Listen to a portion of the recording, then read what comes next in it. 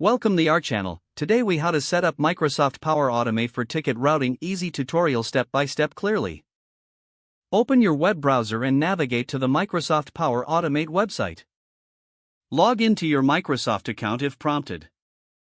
Once logged in, click on the My Flows tab at the top of the page. Select the Create button to start a new flow.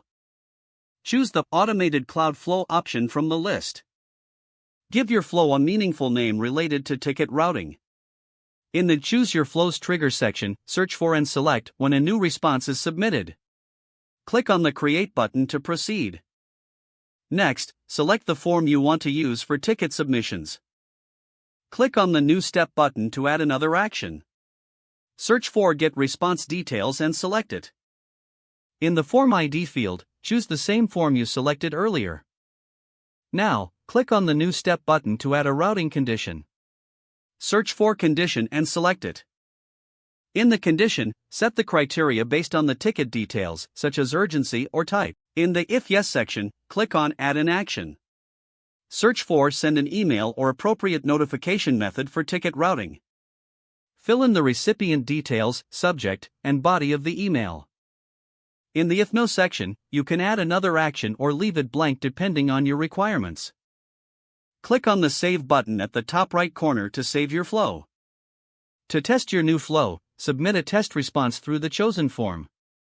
Return to Power Automate and check the run history to see if the flow executed successfully. If needed, go back and make adjustments based on the test results. Your ticket routing process is now automated and ready to use. If the page does not load, refresh the browser or try again in a private or incognito window. Make sure you are using the correct email address, then retype it carefully to avoid small typos. If your password is not accepted, use the Reset option and create a new strong password you can remember.